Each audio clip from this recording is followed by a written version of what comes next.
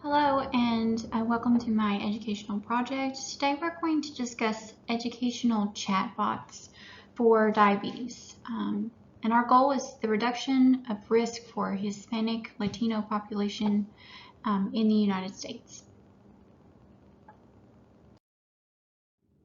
Before we proceed with the presentation, please take a few minutes and utilize the link presented below to complete a pre-test and test your knowledge.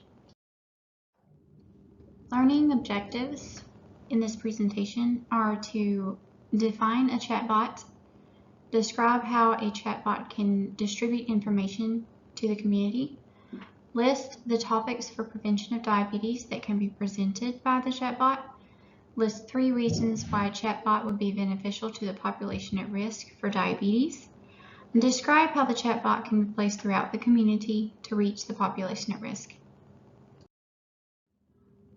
Siri, Alexa, Google Assistant, I have a sore throat. What should I do? This is Bertalan Meshko, and you're watching the channel of the Medical Teachers. I woke up in the morning with a sore throat. I immediately turned to my voice assistant to ask for help. Hi, Emily. Hi Bertalan, how can I help you today? I think I have a sore throat. What should I do? That doesn't sound good, I'm sorry. Yeah, right. Could you point the camera at your throat? Sure.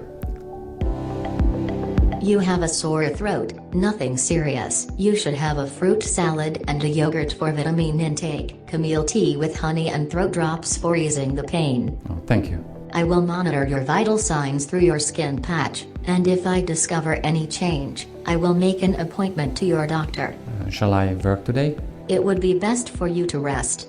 But don't worry, we will take care of this together. You are in good hands. Wow. Chatbots will be the first line of primary care in a decade. They will be able to respond to simple medical questions with useful advice.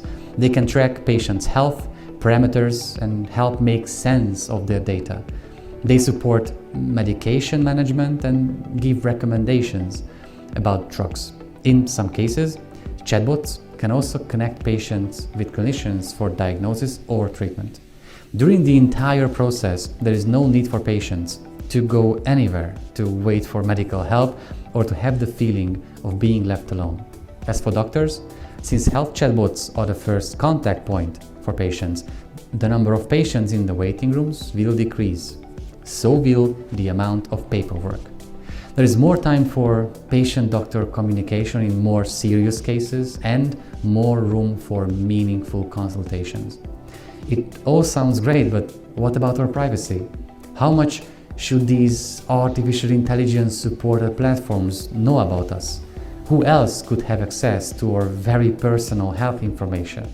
Everyone knows any device can be hacked, and I certainly don't want unauthorized people to have access to my data. How can we safeguard the huge amount of data we generate through smart devices? Moreover, can we ensure that AI does what we tell it to do? Can they summarize properly all we know about sore throat?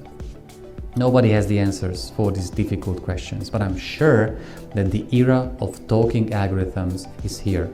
And if that's not enough for concern already, the Google Assistant was able to have a natural sounding conversation with an employee of a hair salon to make an appointment. Please let me know what you think about that.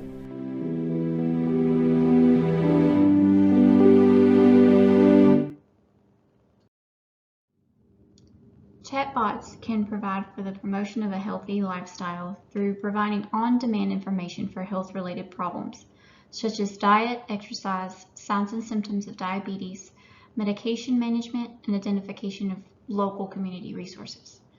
Community benefits of chatbots are that the population will live longer and more productive lives with prevention, increased social connections and a better sense of community, and the mobile availability of chatbots will provide free access on any smart device. And there can also be flexibility of language and culture preferences. What is diabetes? Prediabetes is the condition in which blood sugar levels are continuously high but have not begun to affect the cells of the body. Prediabetes is preventable and reversible with diet, exercise, and lifestyle changes.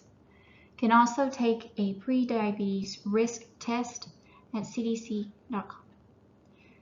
Type 2 diabetes is listed as the body's condition where it is no longer capable of using the insulin that it produces as the cells have been exposed to excessive sugar levels.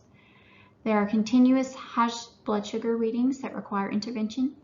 And signs and symptoms include the following: urinating or peeing a lot, often at night, feeling very thirsty, weight loss without trying, feeling very hungry, having blurry vision, having numb or tingling hands or feet, feeling very tired, having very dry skin, having sores that heal slowly, and having more infections than usual. Our population at risk. According to the CDC, Hispanic or Latino Americans are 17% more likely to develop type 2 diabetes than non-Hispanic whites. As an adult, that risk may increase up to 50%. Hispanic and Latino Americans are at greater risk because of genetic composition, food consumed within the culture, and higher rates of obesity within the culture. Why use chatbots for education for the community? Well, it's listed in Chatbots for Diabetes Self-Management. Diabetes impacts a large number of Americans each year. Medical and behavioral treatments are effective, but only when patients successfully and permanently change their behaviors. Mobile technology offers enormous opportunity for integrating into patients' everyday lives in a way that enable long-term behavior change. However, the existing smartphone apps have limited functionality and are not suitable for a large segment of the population. Chatbots implementing artificial intelligence through SMS platforms offer enormous potential to take advantage of the benefits of both mobile technology and the power of human interactions to offer a scalable, cost-effective, and powerful diabetes behavior change intervention.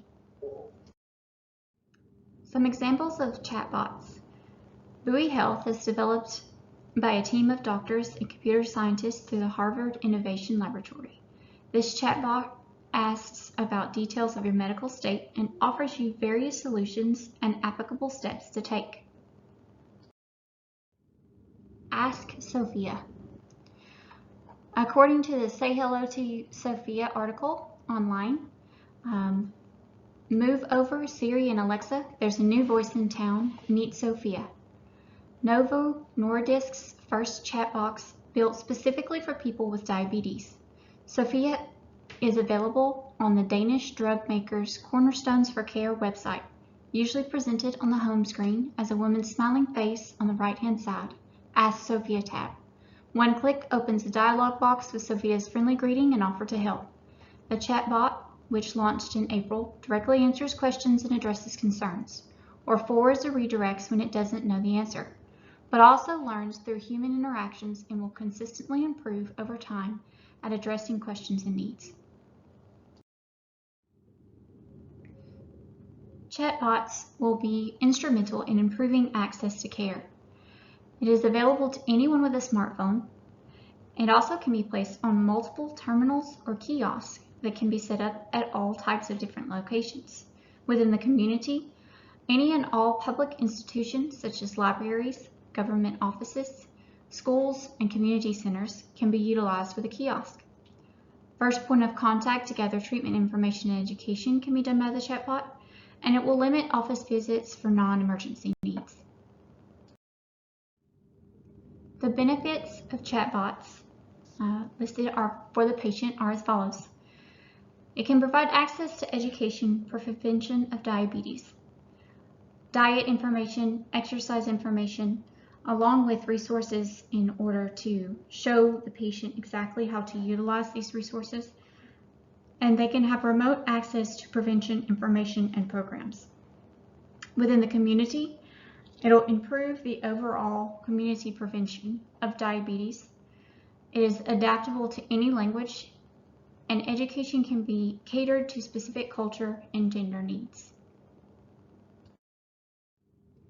That concludes the presentation. Please take a few minutes by utilizing the link below to complete a post-test on all of the information presented. Thank you so much for your time.